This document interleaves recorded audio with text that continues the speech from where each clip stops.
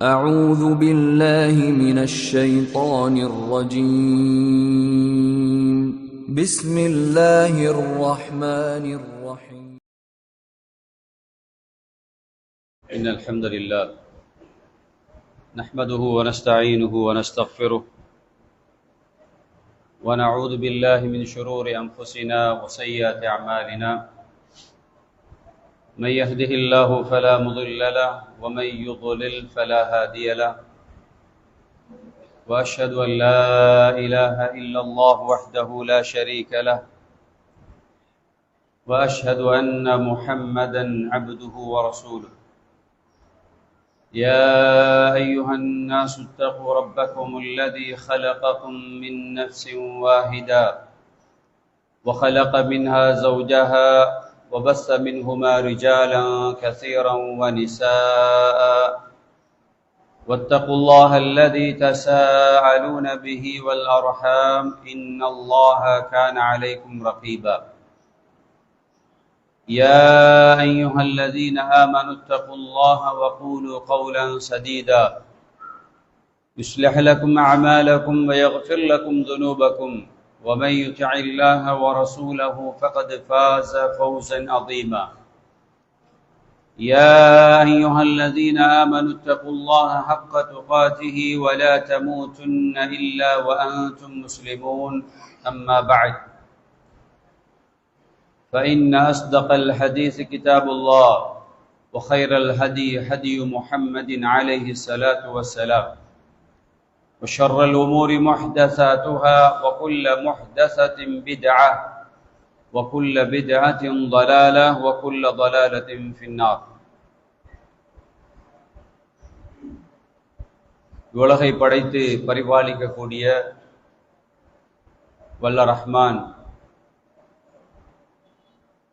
அல்லாஹ் ரப்புல் இஸ்ஸத் அவனுக்கே எல்லா புகழும் உண்டாகட்டுமாக. அல்ஹம்துலில்லாஹ். இறுதி தூதர் நமது உயிரிலும் மேலான முஹம்மது முஸ்தபா ஸல்லல்லாஹு அலைஹி வஸல்லம் அன்னவர்கள் மீது அல்லாஹுடைய சாந்தியும் அவனுடைய சமாதானமும் என்றென்றும் நிலவட்டுமாக என்ற பிரார்த்தனையோடு, அன்புள்ள சகோதரர்களே, பெரியோர்களே, வாலிபர்களே, இன்றைய இந்த குத்பாவுடைய உரையிலே உணரப்படாத தீமைகள் என்கின்ற ஒரு தலைப்பு எனக்கு வழங்கப்பட்டிருக்கிறது.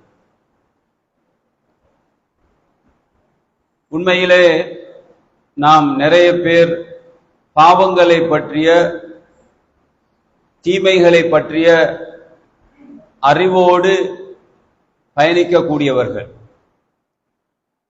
ஏனென்றால் நம்முடைய ஈமானிலே மறுமை என்ற அந்த நம்பிக்கையோடு வாழுகின்ற சமூகம் என்கின்ற காரணத்தினால் நாளை மறுமையில் நன்மைகள் தீமைகள் என்பது அங்கே கணக்கிடப்படும் என்ற அந்த அறிவு எமக்கு இருக்கிறது. அதில் யாருக்கும் மாற்று கருத்து கிடையாது. இதுதான் தீமை, இதுதான் பாவம் என்கின்ற அளவுக்கு தெள்ளத் தெளிவாக இஸ்லாமிய மார்க்கம் நமக்கு அதை போதித்துக் கொண்டிருக்கிறது. அதை நாம் அறிந்து கொண்டும் வருகிறோம், அறிந்தும் வைத்திருக்கிறோம். ஆனால் அவ்வப்பொழுது நமக்கு மத்தியில் நடைபெறுகின்ற, இடம்பெறுகின்ற சில தீமைகளை நாம் கண்டுகொள்வது கிடையாது. அந்த தீமைகள் இன்றைக்கு நம் மத்தியிலே புரையோடி போன ஒன்றாக, அது தீமை என்றே கருதப்படாத அளவுக்கு நம்மிடத்திலே அது ஒரு சாதாரணமான அம்சமாக மாறிப்போய் இருப்பதை, அடையாளம் காணப்படுகின்ற அல்லது அடையாளமிடக்கூடிய அளவுக்குள்ள சில தீமைகளை நாங்கள் இந்த இடத்திலே அது பற்றிய ஒரு ஞாபகப்படுத்தலாக இந்த தலைப்பு அமையப்பெறும் என்பதை நான் எண்ணுகிறேன். ஏனென்றால் இவைகள் தீமைகள் என்று தெரிந்திருந்தும் நம்முடைய வாழ்விலே அவைகள் சர்வசாதாரணமாக நடைபெற்று கொண்டிருக்கிறது. கண்ணியமான சகோதரர்களே, உதாரணமாக அல்லாஹு தஆலா திருமறை குர்ஆனிலே யா அய்யுஹல்லதீன ஆமனு, ஈமான் கொண்ட இறை விசுவாசிகளே, இஜ்தனிபு கஸீரம் மினல் லன், லன் என்று சொல்வது எண்ணம், நம்முடைய மனதில் நாம் எண்ணக்கூடிய அந்த எண்ணங்களுக்கு சொல்வது. இந்த எண்ணங்களை அல்லாஹு தஆலா எப்படி சொல்கிறார் என்றால் இஜ்தனிபு கஸீரம் மினல் லன்,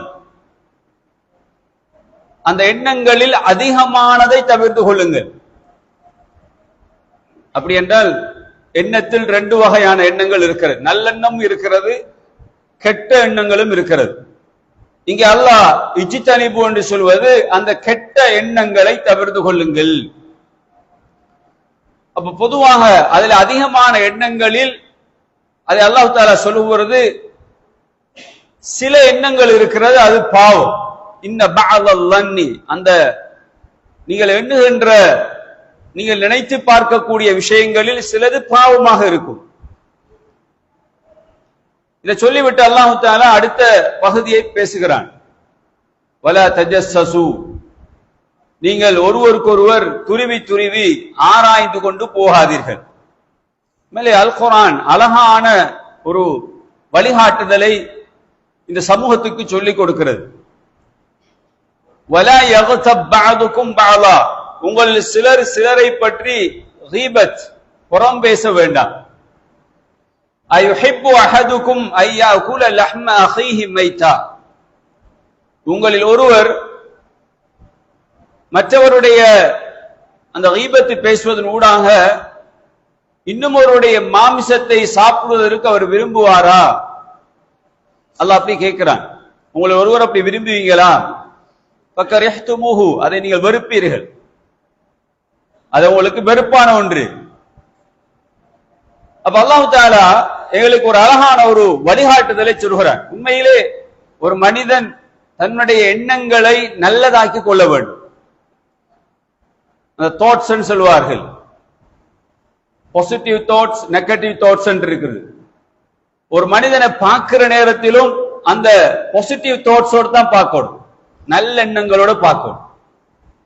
ஒரு வர்ற நேரத்திலே நம்முடைய உள்ளத்திலே சைத்தான் போடுவான், எப்படிப்பட்டால் தெரியுமா, இவன் டேஞ்சர் ஆனால் ஆக்கட்ட சொல்லிக் கொள்ள, கண் சாடை செஞ்சு கொள்றது, கண்ணாலே சைத்தால காட்டிடுவாங்க, ஆள் வாரார், இவர் தான், இவர் இப்படிப்பட்டால், இந்த மாதிரி ஆனால் இவர் இவ்வளவு மோசமானவர் என்று தவறான தப்பபிப்பிராயங்களை கொள்கிற ஒரு மனோநிலை பொதுவாக மனித இயல்பில் உள்ளதுதான். ஏன்னா நம்ம எல்லாம் மலக்கு கிடையாது.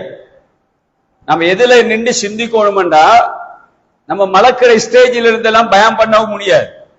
நம்ம மனிதர்கள் பாவம் செய்யக்கூடியவர்கள். ஆனால் அதில் சில விஷயங்களில் இஸ்லாம் சொல்லுகிற அடிப்படைகளை பேணிக் கொண்டு தன்னை பாதுகாக்கின்றவர்கள், அவர்கள் அல்லாஹ்வுடைய அருளை சுமந்தவர்கள். அந்த அல்லாஹ்வுடைய அருளுக்குரியவர்களா நான் என்னை மாற்ற வேண்டும் என்கின்ற அடிப்படையில் தான் இதை நாங்கள் யோசிக்க வேண்டும்.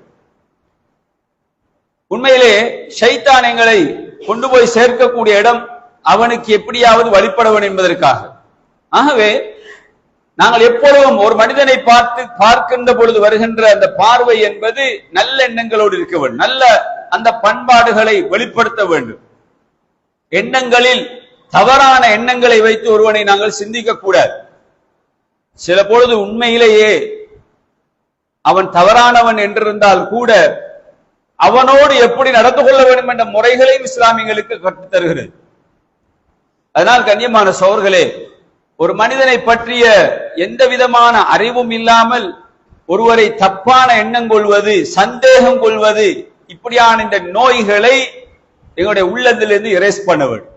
இது ஒரு வைரஸ். கம்ப்யூட்டர்ல வைரஸ் பூந்தா என்ன செஞ்சிடும், எல்லாம் கரப்ஷன் ஆயிரும். அப்ப அதுபோல மனிதனுக்குள்ள ஒரு வைரஸ் தான் இது. மனிதன் உடம்புக்குள்ள இந்த மாதிரியான தப்பான எண்ணங்கள், சாதாரணமா ஒருத்தர் ஒரு வீட்டுக்குள்ள போயிட்டு வரான்னு வைங்க, நம்மாக்கள் உடனே முடிவெடுத்துருவாங்க, இவன் இந்த வீட்டுக்குள்ள போறான், ஏதோ விஷயம் அந்த வீட்டுல யாரோட தொடர்பு இருக்கு. நம்முடைய அந்த எண்ணம் அப்படித்தான் இருக்கும். ஒருவன் மதுபான கடைக்கிட்ட நின்றாலே நம்ம முடிவு செஞ்சிருவோம், இவன் குடிச்சுதான் வந்து நிற்பான். தியேட்டர் பக்கத்துல நிற்பான், நம்முடைய எண்ணம் சொல்லி படம் பார்க்க போய் தீப்பான். கண்ணியமான சகோதரர்களே, இந்த தவறான தப்பபிப்பிராயங்கள் என்பது உள்ளத்திலிருந்து களையப்பட வேண்டும். ஒரு மனிதன் நம்ம ஒரு பாவத்தின் பக்கம் அவன் தெளிவாக அந்த பாவத்தை செய்வதை நாம் காணாத வரைக்கும் சும்மா உள்ளங்களால் நாங்கள் ஒவ்வொன்றையும் கற்பனை பண்ணி பண்ணி பேசுவதை இஸ்லாம் தடுக்கிறது, பாவம் என்று சொல்கிறது. அது மட்டுமல்ல, துருவி துருவி ஆராய்வது. இன்னைக்கு சமூகத்தில் இந்த மாதிரி எண்ணங்கள் இது பாவமா என்று கூட நாம நினைக்காத அளவுக்கு செஞ்சுட்டு இருக்கிறோம். அதுதான் விஷயம். உணரப்படாத பாவம் தீமைகள் என்கிற பொழுது இதெல்லாம் பாவமா, இப்படி எல்லாம் நினைக்கிறது பாவமா நம்ம நினைக்கிறோம். அப்ப உண்மையிலேயே நம்ம சில விஷயங்கள் நம்ம நினைச்சு கொண்டிருக்கிறோம், ஆனா அது பாவம் என்று இஸ்லாம் சொல்லுகிறது. அப்படி நினைக்க கூடாது. அப்ப இன்னைக்கு இது சர்வசாதாரணம். இன்னைக்கு நாங்க பேசுகின்ற பொழுது கூட ஒவ்வொருத்தரை பத்தியும் துருவி துருவி ஆராய்ந்து பேசுறது. ஒருத்தரை பத்தி மார்க்க ரீதியிலே சில அனுமதிக்கப்பட்ட பகுதி இருக்குது, துருவி துருவி ஆராயலாம்.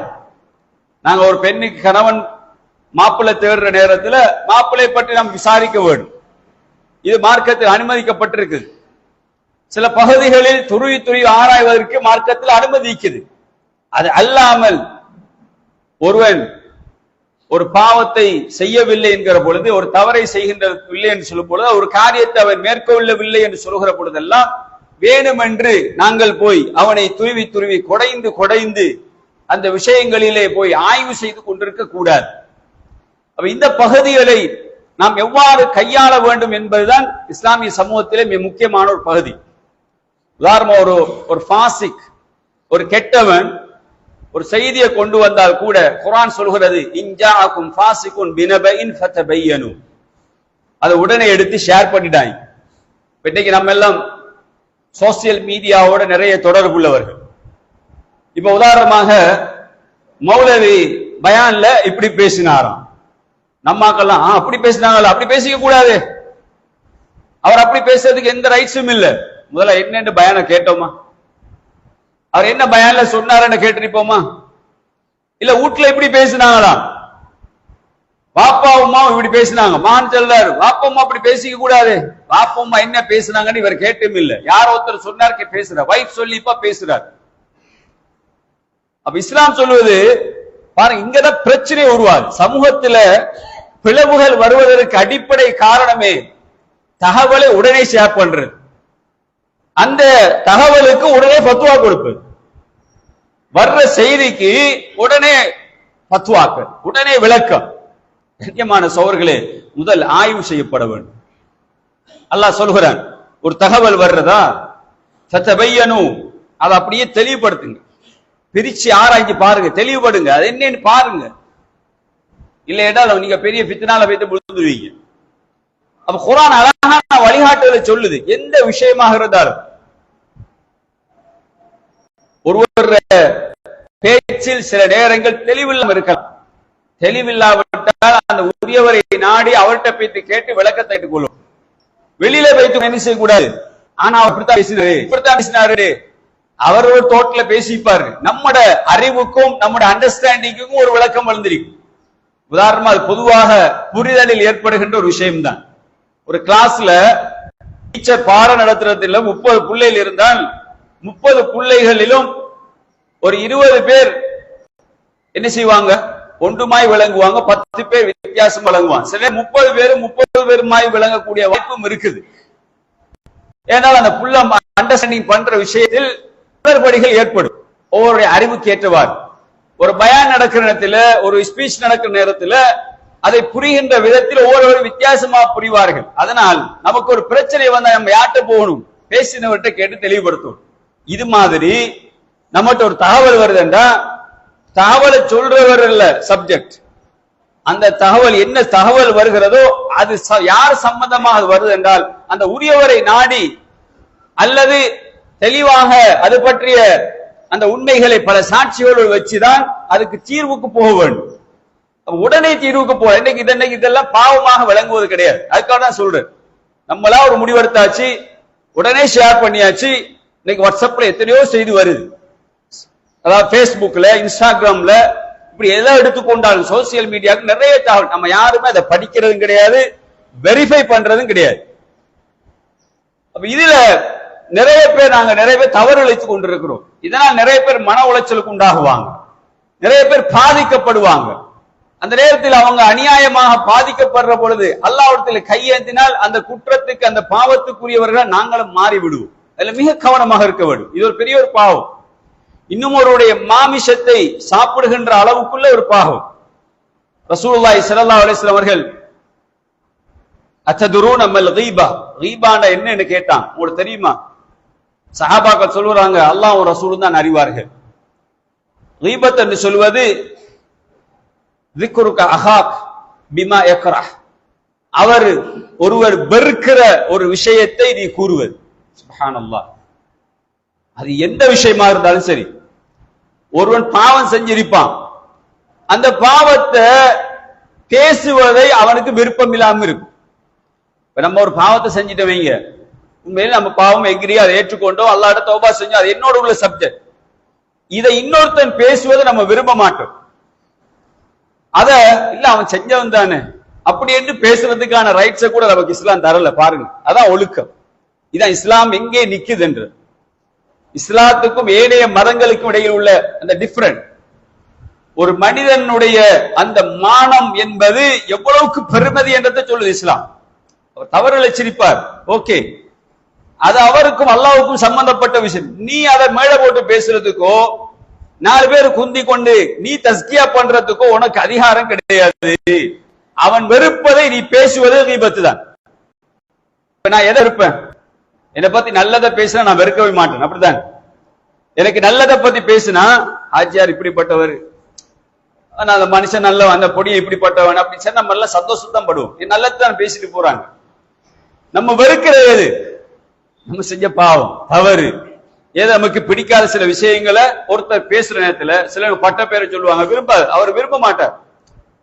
சில பட்ட பேருக்கு அதை சென்னாதான் மக்களுக்கே தெரியும்னு அது வேறு விஷயம். ஆனால் அவர் விரும்ப மாட்டார் என்கிற பொழுது அதை சொல்வது வெறுப்புக்குரியது. அந்த மாதிரியான விஷயங்களை பாவிப்பது என்பது கீபத்து. ரசூல் ஸல்லல்லாஹு அலைஹி வஸல்லம் விளங்கப்படுத்துறாங்க. ஒரு மனிதன் வெறுப்பதை நீ கூறுவது கீபத்தாகும்.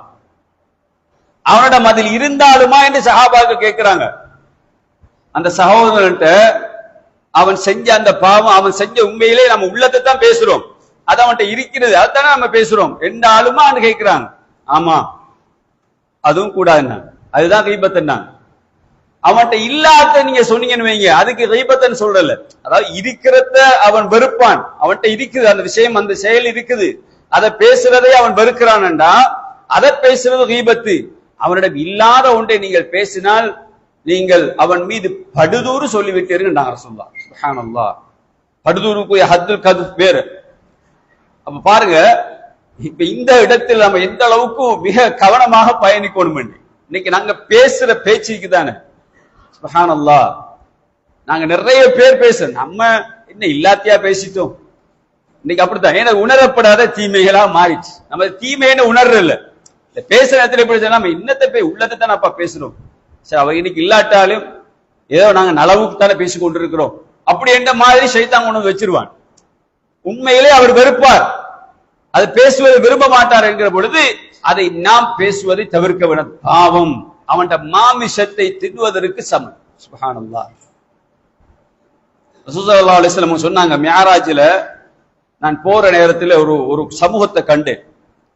அந்த சமூகம் தன்னுடைய விரல்கள் எல்லாம் அப்படியே நுஹாஸ், வெள்ளிகளால் அவருடைய அந்த நகங்கள் இருந்தது. அது கூர்மையான அந்த வெள்ளிகளால் செய்யப்பட்ட நகங்கள். அவர்கள் தன்னுடைய அந்த யஹ்மிஷூன், தன்னுடைய அந்த முகத்திலே அவர்கள் அந்த வெள்ளியால் செய்யப்பட்ட நகங்களை கொண்டு அப்படியே தன்னுடைய அந்த முகத்தில் உள்ள இறைச்சிகளை, அந்த சதைகளை எல்லாம் அப்படி வாரிக்கொண்டே இருந்தார்கள். தங்களுக்கு தாங்களே அவர்கள் அந்த மாதிரியான அந்த தண்டனையை அவர்கள் செய்து கொண்டே இருக்கிறார்கள். ரசூலுல்லாஹி ஸல்லல்லாஹு அலைஹி வஸல்லம் கேட்கிறாங்க, மியராஜினுடைய பயணத்தில் கண்ட ஒரு நிகழ்வு. இவங்க யாரு? இவர்கள் தான் உலகத்திலே யாக்குலூன லுஹூமன் நாஸ், மனிதர்களுடைய மாமிசத்தை சாப்பிட்டவர்கள். சுப்ஹானல்லாஹ். யாரு? கீபத் பேசினவர்கள். அப்ப மறுமையிலே கொடுக்கப்படுகின்ற தண்டனை. கண்ணியமான சகோதரர்களே, எல்லாருக்கும் நாவு இருக்குது சொல்லுவாங்க, எலும்பில்லாத நாவுக்கு இதை வேண்டிய மாதிரி வேண்டிய பக்கத்தில் அசைத்து பேசலாம். நம்ம பேசும் வரைக்கும் தான் நமக்கு நாக்கு அடிமை, பேசிவிட்டால் நம்ம அதற்கு அடிமைம்பார்கள். அந்த அளவுக்கு இந்த நாக்கு என்பது, நாவு என்பது மிக படுமோசமான செயல்களுக்கு அடிப்படையாக ஒரு காரணமாகவும் இருக்கு. நல்ல விஷயத்துக்கும் இருக்குது. ஆனால் நம்முடைய நாக்கை எந்த இடத்தில் பயன்படுத்துகிறோமோ அதற்கு ஏற்றவாறான அந்த ரியாக்ஷனை காண முடியும். இதால நலவு பேசினால் நமக்கு நலவு கிடைக்கும். இதால தீமையை பேசினவங்க நம்ம அடிபடுறதெல்லாம் நம்மளோட உடம்பு தான். அதனால்தான் உடம்பு ஒவ்வொரு நாளும் பேசுகிறதா நாவுகளோடு. நீ உண்ட வாய உன்ன நாவு சும்மா அதாவது மிக கவனமாக பாவிச்சுக்கோ. ஏன்னா அடிபடுறதுல உடம்பு தானே. கண்ணியமான சகோதரர்களே, உண்மையிலே இந்த நாவு என்பது எந்த இடத்தில் எப்படி பயன்படுத்த வேண்டும் என்ற அந்த அறிவையும் இஸ்லாமியர்களுக்கு அழகா காட்டு. நம்முடைய உறுப்பு என்ற ஒரு காரணத்தினால் நமக்கு வேண்டியவாறு பேசிவிட முடியாது. சாலி அல் முனஜித் என்ற ஒரு அறிஞர் அழகா சொல்கிறார், அதாவது சாப்பாட்டு நேரத்தில் ஒரு ஃப்ரூட்ஸை வச்சு சாப்பிடுற நேரத்தில் எவ்வளவு டேஸ்டா இருக்கும், ஒரு ஃப்ரூட்ஸ் சாப்பிடுறது எவ்வளவு இன்பமாக இருக்குமோ அது போலதான் இந்த நாவால மற்றவர்களை பற்றி பேசுவது என்பது. அதுக்கு உவமையாக அவர் காட்டுகிறார். அவ்வளவுக்கு டேஸ்டாக இருக்கும். மற்றவங்களை பற்றி பேசுறது, மற்றவர்களுடைய உணர்வை தூண்டுவது என்பது, தேவையில்லாம ஒருவரை நம்ம பிரச்சனைக்கு உள்ளாக்குவது என்பதெல்லாம் இந்த நாக்கு தான். அதனால் நம்முடைய நாவை பாதுகாக்க வேண்டிய பகுதி இருக்கிறது. அப்ப இது ஒரு பெரிய ஒரு தலைப்பு.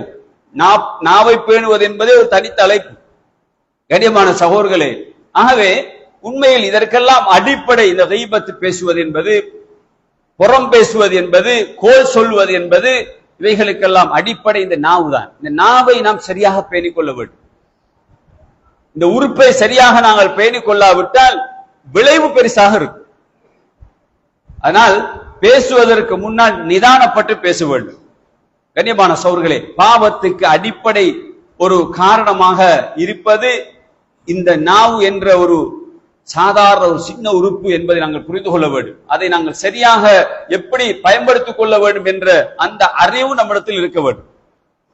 கண்ணியமான சகோதரர்களே, ஆகவேதான் இந்த கீபத், புறம், அதாவது ஒத்தரை பற்றி புறம் பேசுவது என்பது இது ஆகப்பெரிய ஒரு மோசமான ஒரு பண்பு. அதே போலதான் நமீமா, கோல் சொல்லுவது. அங்க போய்த்த உத்தர போய்த்த மூட்டி விடுறது, இங்கால போய்த்த இன்னொருத்தர மூட்டுவது. அல்லாஹ் குர்ஆனிலே வலா துத்அ குல்ல ஹல்லாஃபின் மஹீன் ஹம்மாஸின் மஷ்ஷாஇன் பினமீம், நபியே நீங்க இந்த கோல் சொல்றாங்க இல்லையா, இவங்களை ஃபாலோ பண்ணாதீங்கன்னு அல்லாஹ் சொல்றான். சாக்கட வேலை அதுதான், டேஸ்ட். என்ன இப்படி உங்களை பத்தி அப்படி பேசினாராம், இப்படி எல்லாம் சொன்னாராமே, உங்களுக்கு தெரியாவா? இல்லாத பொல்லாத்துல சேர்த்து வச்சு செல்றது. அங்க போய்த்து ஒரு கதை, இங்க போய்த்து ஒரு கதை, இப்படி ஒவ்வொரு இடத்திலும் ஒவ்வொரு இடங்களையும் ஒவ்வொரு ஒன்றாக சொல்லுவாங்க. கண் காது கையெல்லாம் வச்சு அதை சோடிச்சு சொல்றாக்கள் நிறைய பேர் இருக்கிறாங்க சமூகத்தில். இது ஒரு பாவமாக இன்னைக்கு சமூகத்தில் விளங்கல. அதனால கண்ணியமான சகோதரர்களே, பேச்சுக்களை குறைச்சு கொள்ளும். எந்த அளவுக்கு ஒரு மூமினை பொறுத்தளவில் அவன் தேவையில்லாத விஷயங்களில் அவன் பேசக்கூடாது. மௌனமாக இருப்பது மிகவும் சிறந்தது என்று ரசூலுல்லாஹி ஸல்லல்லாஹு அலைஹி வஸல்லம் சொன்னாங்க. ஒரு மூமினை பொறுத்தளவிலே அவன் பேச்சுக்களை குறைச்சு கொள்ள வேண்டும். தேவையில்லாத விஷயங்களில் நாங்கள் பேசக்கூடாது. ஆகவே இஸ்லாம் இந்த பகுதிகளை எங்களுக்கு மிக ஆழமாக பேசியிருக்கிறது. இதில் நமக்கு அடிக்கடி அதை பற்றி ஒரு ஞாபகப்படுத்தல் இல்லை என்றால் நிச்சயமாக நாங்கள் அந்த பாவத்திலேயே தன்னுடைய வாழ்க்கையை கடந்து கொண்டே போவோம். நாளை மறுமையில் அங்கே போய் கை சேதப்பட வேண்டிய நிலைமை வரும். ஏன் அல்லாஹ்வுடைய தூதர் ஸல்லல்லாஹு அலைஹி வஸல்லம் அவர்கள் ஹஜ்ஜத்துல் வதாவிலே வைத்து சொன்ன ஒரு விஷயம்தான், ஒவ்வொரு முஸ்லிமுக்கும் குல்லுல் முஸ்லிம் அலல் முஸ்லிம் ஹராமுன் தமுஹு வ மாலுஹு வ இர்துஹு. ரசூலுல்லாஹ் மூணு விஷயத்தை ஹராம் என்று சொன்னாங்க, புனிதம் என்று சொன்னாங்க. ஒரு மனிதனுடைய இரத்தம், ஒரு மனிதனுடைய மானம், ஒரு மனிதனுடைய பொருளாதாரம். கண்ணியமான சகோதரர்களே, இதிலே ஒரு மனிதனுக்கு இருக்கக்கூடிய மானம் என்பது அவ்வளவு மிக பெருமதியான ஒன்று. அல்லாஹ்வுடைய தூதர் ஹஜ்ஜத்துல் வதாவில் வைத்து அரஃபாவுடைய மைதானத்திலே வைத்து சொன்னார்கள். இந்த மாசம் என்ன மாசம் உங்களுக்கு தெரியுமா? துல்ஹிஜ்ஜாவுடைய மாதம், கண்ணியத்துக்குரிய மாதம் அது. இந்த இடம், அன்றைய நாள், அரஃபாவுடைய அந்த நாள் மக்காவிலே நின்று கொண்டு ரசூலுல்லாஹி ஸல்லல்லாஹு அலைஹி வஸல்லம் அவர்கள் இதை ஞாபகப்படுத்தி சொன்னார்கள். இது என்ன இடம், என்ன மாதம், என்ன நாள் என்று கேட்டுவிட்டு அல்லாஹ்வுடைய தூதர் சொன்னார்கள், இது போலதான், இது எவ்வளவு புனிதமானதோ அது போல ஒரு மனிதனுடைய மானம், பொருளாதாரம், இரத்தம், உயிர் அவ்வளவுக்கு புனிதமானது. இன்னைக்கு நம்ம யாராவது புனிதமா கருதுறோமா? இன்னைக்கு ஒரு மனிதனுக்கு அல்லாஹ் கொடுத்திருக்கிற ஆகப்பெரிய அந்தஸ்து, ஆகப்பெரிய குவாலிஃபிகேஷன் அதுதான். இன்னைக்கு நாங்க உலகத்துல யாரை மதிக்கிறோம்? பெரிய PhD முடிச்சவர், MA முடிச்சவர், டாக்டர், என்ஜினியர், டாக்டர், அக்கவுண்டன்ட், இந்த துறை சார்ந்தவர்கள் நாங்க நிறைய பேர் இன்னைக்கு நாங்க புகழ்ந்துட்டு இருக்கிறோம். ஆனால் எங்களுடைய சமூகத்தில் ஒவ்வொரு மனிதனுக்கும், உயிருள்ள ஒவ்வொன்றுக்கும் இஸ்லாம் கொடுத்திருக்கிற கண்ணியம் உலகத்தில் எந்த மதத்திலும் கொடுக்கல. அதற்கு ஒரு கண்ணியம் இருக்குது. அவன் பிச்சைக்காரனாலும் கண்ணியம் இருக்குது, அவனுக்கு ஒரு மானம் இருக்குது, அவனுக்கு ஒரு உயிர் இருக்குது, அவனுக்கு ஒரு பொருளாதாரம் இருக்குது. சுப்ஹானல்லாஹ், இந்த அளவுக்கு பேசிய மார்க்கம். அல்லாஹ்வுடைய தூதர் ஸல்லல்லாஹு அலைஹி வஸல்லம் அப்படித்தான் உலகத்திலே வாழ்ந்தும் காட்டினார்கள். எப்படிப்பட்ட ஒரு மனிதனாக இருந்தாலும் அந்த மனிதனுக்குரிய அந்த ரைட்ஸ், அந்த உரிமைகளை கொடுக்க வேண்டும் என்பதில் ரசூல் ஸல்லல்லாஹு அலைஹி வஸல்லம் மிக கவனமாக நடந்து கொண்டார்கள்.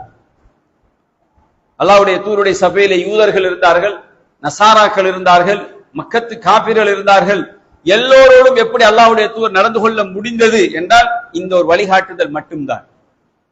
அல்லாஹ்வுடைய தூதருடைய ஷர்ட்டை பிடித்து, ஜுப்பாவை, அவருடைய அந்த ஆடையை பிடித்து, முஹம்மதே உன்னுடைய பொருளாதாரத்தை கேட்கவில்லை, பைத்துல் மால் இந்த நிதியை கேட்கிறேன் என்று கேட்கிற பொழுது ரசூலுல்லாஹ் சிரிச்சு விட்டு அவருக்கு வேண்டியதை கொடுத்து அனுப்புங்க என்று சொல்றாங்க என்றால் அல்லாஹ்வுடைய தூதர் அவர்களை பண்படுத்தியது எது? சஹாபாக்கள் கொதிச்சிருக்கிறாங்க. அல்லாஹ்வுடைய தூதரை சேட்டை பிடிச்சு ஒருத்தர் பேசுறாரா, அடிக்க பாயிறாங்க. கண்ணியமான சகோதரர்களே, உண்மையிலே ஒவ்வொரு மனிதனுக்குரிய அந்த ரைட்ஸை நாம் உணர்ந்து கொள்ள வேண்டும். அவர்களுக்குரிய உரிமை என்ன என்பதை நாம் புரிந்து கொள்ள வேண்டும். இது மிக முக்கியமான ஒரு பகுதி. அதனால் ஒரு மனிதனுக்குரிய அந்த மானம் என்பது அது யாராக இருந்தாலும் அவன் மானத்தில் கை வைத்து விடக்கூடாது. அது அந்த புனிதத்தை கெடுக்கிற ஒரு விஷயம். நாங்கள் அரஃபாவுக்கு போனால் எப்படி இருப்போம், ஹரத்துக்கு போனால் எவ்வளவு புனிதம், அங்க சண்டை பிடிக்க மாட்டோம், வேட்டையாட மாட்டோம், தேவையில்லாத விஷயங்கள் ஈடுபட மாட்டோம், அவ்வளவு புனிதமாக அங்க நடக்கிறோம். ஏன் அந்த புனிதம் இங்க இல்லை? ஏன் அந்த புனிதம் இல்லை? வாட்ஸ்அப்ல வேணுமா, பேஸ்புக்ல வேணுமா, சோசியல் மீடியால வேணுமா, தாறுமாறாக ஒவ்வொருத்தரை பத்தி எழுதுறதும் பேசுறதும் எத்தனை விஷயங்களை பார்க்கிறோம். எண்ணுவதே பிழையன் இஸ்லாம் சொல்லு, பாவம் சொல்லுவது என்றால் இந்த பகுதியில் எப்படி நாம் பேச முடியும்? ஒரு மனிதனுடைய மானத்தில் எப்படி எங்களுக்கு விளையாட முடியும்? ஒரு மனிதனுடைய மானத்தில் நாங்கள் மிக கவனமாக இருக்க வேண்டும். ரசூலுல்லாஹி ஸல்லல்லாஹு அலைஹி வஸல்லம் அதைத்தான் எங்களுக்கு போதிச்சார்கள். கண்ணியமான சகோதரர்களே, ஆகவே இந்த மான விஷயங்களில் மிக கவனமாக இருக்க வேண்டும். ஒரு மனிதனுக்கு கொடுக்கப்பட்ட அந்த அந்த அந்த ரைட்ஸை, அவனுக்கு இருக்கக்கூடிய அந்த மானம் என்பது பாதுகாக்கப்பட வேண்டும். அதனால் அவனுடைய குறைகளை ஆய்வு செய்து போவாதீங்க, அவனை பத்தி நீங்க கோல் சொல்லாதீங்க, அவனை பத்தி புறம் பேசாதீங்க, தவறான எண்ணங்கள் கொண்டு அவனை பார்க்காதீங்க. இப்படி என்றெல்லாம் இஸ்லாம் அழகான எங்களுக்கு வழிகாட்டுதலை சொல்லியிருக்கிறது என்றால் இவைகள் பாவம், கொடிய பாவம், மோசமான நாற்றம் எடுக்கக்கூடிய அளவுக்குள்ள பாவங்கள் இஸ்லாம் சொல்லி இருக்கிற பொழுது இதை நாம் உணராமல் இதில் இருந்தால் நாளை மறுமையில் எங்களுடைய நிலைமை என்னவா? மறுமையில சிலாக்கள் வருவாங்களா இல்லையா? மிகப்பெரிய ஜபல் திஹாமா போன்ற மலைகளை போன்ற நன்மைகளோடு வருவார்கள். அங்கே வந்து நிப்பாங்க சிலவங்க. இவர் சொர்க்கத்துக்கு போறதுக்கு ரெடியா இருப்பார். அகபான் செல்லக்கூடிய ஒரு இடம் இருக்கும். சொர்க்கத்துக்கும் பாலத்தை கடந்து, நரகத்து மேலால் போடப்பட்ட பாலத்தை கடந்து அங்கால் போனதுக்கு அப்பால ஒரு அகபான் சொல்லக்கூடிய ஒரு இடம் ஒன்று இருக்கும். அந்த இடத்தை தாண்டிதான் சொர்க்கத்துக்கு போகலாம். எல்லாரும் சொர்க்கம் போவாங்க, பாலத்தை தாண்டினா சொர்க்கம் தான். ஆனால் அந்த அகபாண்ட இடத்துல வச்சு சிலர்கள் தடுக்கப்படுவார்கள். யார் அவர்கள்? ஹுக்கூக்குன் நாஸ், மனிதர்களுடைய உரிமை விஷயத்தில் விளையாடியவர்கள். சுப்ஹானல்லாஹ். அது பொருளாதாரம், உயிர், ஒரு சப்ஜெக்டோட மானம் என்ற ஒரு பகுதி அங்க நிற்கும். யாரெல்லாம் இவன் என்னை இழிவுபடுத்தினான், யாரெல்லாம் என்னுடைய மானத்தில் விளையாடினான், என்னை கேவலப்படுத்தினான், மானபங்கப்படுத்தினான் என்று ஒருத்தம் வந்து சொன்னா நம்முடைய நன்மையெல்லாம் எடுத்து கொடுக்கப்பட்டது. கடைசிக்கு நாங்க நரகத்துக்கு போடி வரும். அங்கே அதற்கான தீர்வு வழங்கப்படாமல் யாரும் என்ன செய்ய முடியாது, சொர்க்கம் போக முடியாது.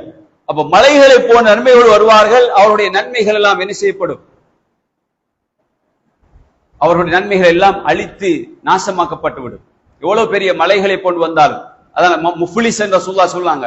யார் பங்கரோத்துக்காரன் சொன்னால் நாளை மறுமையில எந்த விதமான நன்மையும் இல்லாம போவாங்களே, இன்னொருடைய குறையை பேசி இன்னொருடைய மானத்திலே விளையாடி நன்மைகள் இழந்து போனவர்கள் வங்கரத்துக்காரர்கள் என்று ரசூலுல்லாஹ் சொன்னாங்க. கண்ணியமான சகோதரர்களே, அதனால் மனிதர்களுக்கு இருக்கக்கூடிய அந்த உரிமை விஷயத்திலே மிக கவனமாக இருக்க வேண்டும். அவர்களுக்குரிய மானம், அவர்களுடைய அந்த மரியாதை என்பது, கண்ணியம் என்பது பாதுகாக்கப்பட வேண்டும்.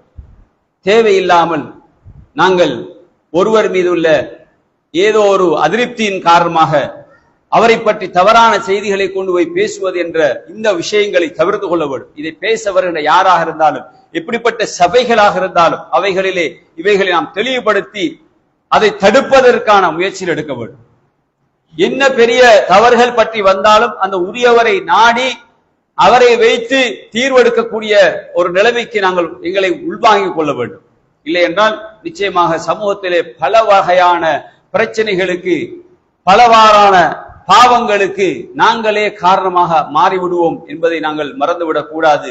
அல்லாஹ் தஆலா நம் அனைவருக்கும் இப்படியான உணரப்படாத சில இந்த தீமைகளை நாங்கள் தன்னுடைய வாழ்விலே உணர்ந்து செயல்படுகின்றவர்களாக, அந்தந்த கட்டங்களில் விழிப்போடு நாம் இதை செய்யக்கூடாதே, பேசக்கூடாதே, இதில் தவிர்த்து கொள்ள வேண்டுமே என்று அந்த இடத்திலிருந்து விலகிக் கொள்ளக்கூடியவர்களாக எங்களை நாங்கள் மாற்றி அமைத்துக் கொள்ள வேண்டும். வல்ல ரஹ்மான் நம் அனைவருக்கும் தௌஃபீக் செய்வானாக. வாஹிரு தஅவானா அல்ஹம்துலில்லாஹி ரப்பில் ஆலமீன்.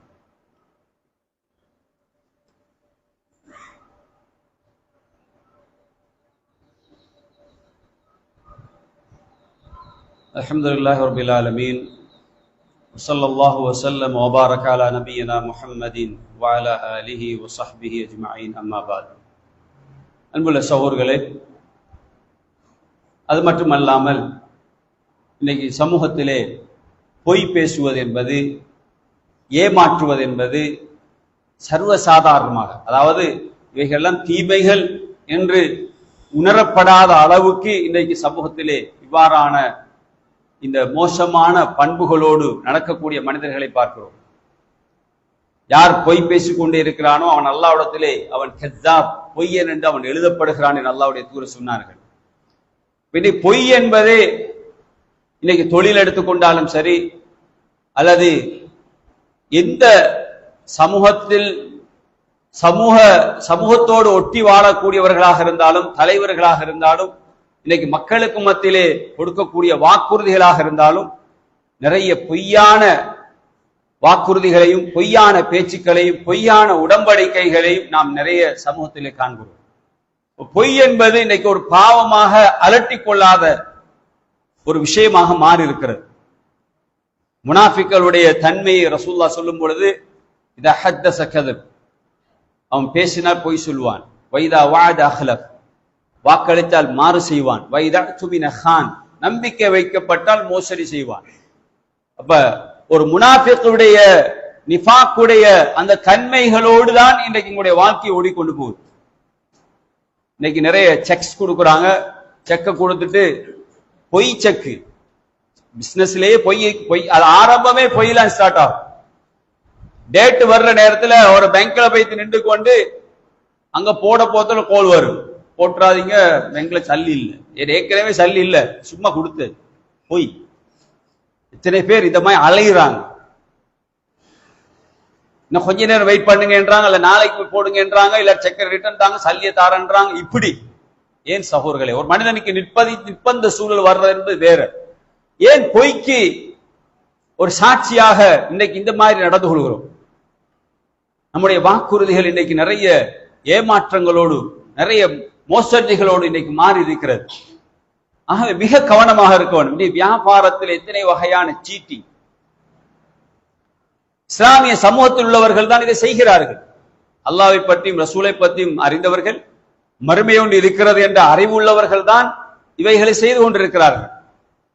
அப்ப அல்லாஹ்விடத்திலே நாம் தண்டிக்கப்படுவோம், நாளை மறுமையிலே இந்த பொய்க்காக அல்லாஹ்விடத்திலே நாம் தண்டிக்கப்படும், நரகத்தில் நாம் போடப்படுவோம் என்ற ஒரு பயம் இருக்குமாக இருந்தால் நிச்சயமாக நாம் இந்த பாவத்திலிருந்து எங்களை பாதுகாத்துக் கொள்வோம், எங்களுடைய சந்ததியை பாதுகாத்துக் கொள்வோம்.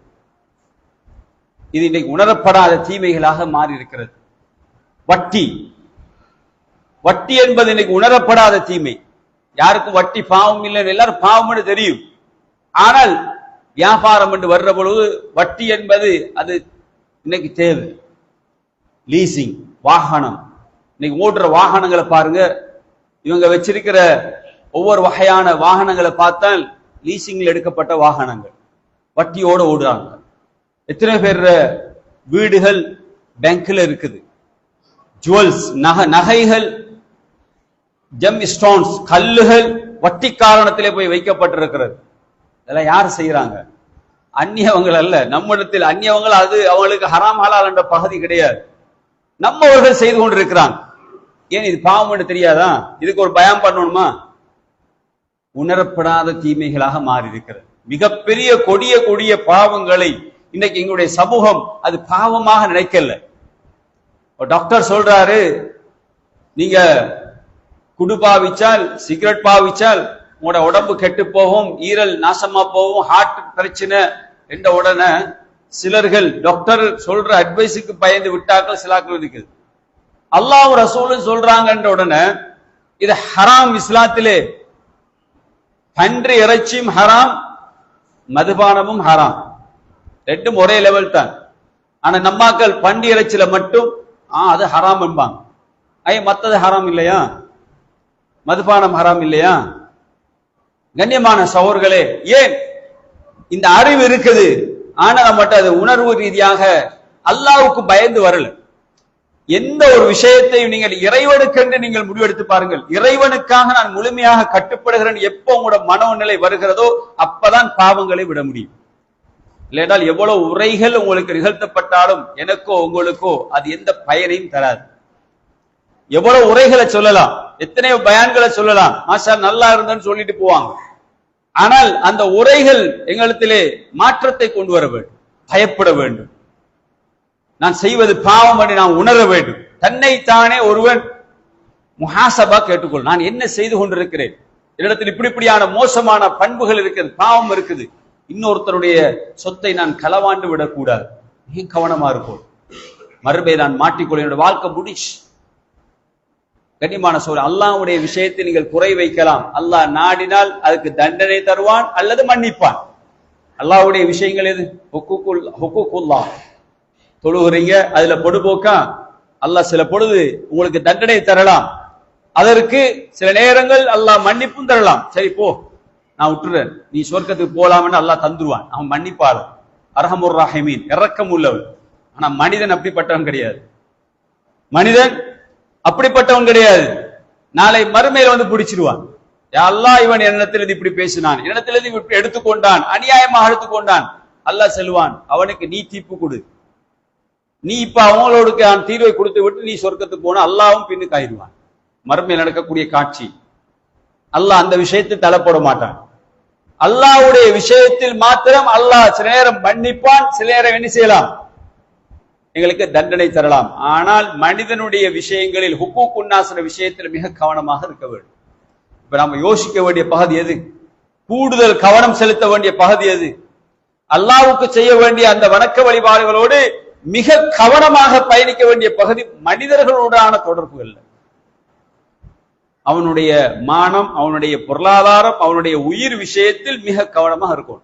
இல்லையா நாங்க மாட்டி இதை நம்ம உணரல பாவமாக, இவைகளை நாங்க தீமையாக. இதுதான் இன்னைக்கு சர்வசாதாரணமாக எல்லாம் தொழுவார், பெர்ஃபெக்டா வருஷா வருஷம் ஹஜ்ஜி போறாரு, வருஷா வருஷம் உம்ரா செய்யறாரு, 5 நேரம் தொழுகிறார், தஹஜ்ஜத் விட்றாரு, இல்ல எல்லாம் சதக்கா எல்லாம் செய்வார்.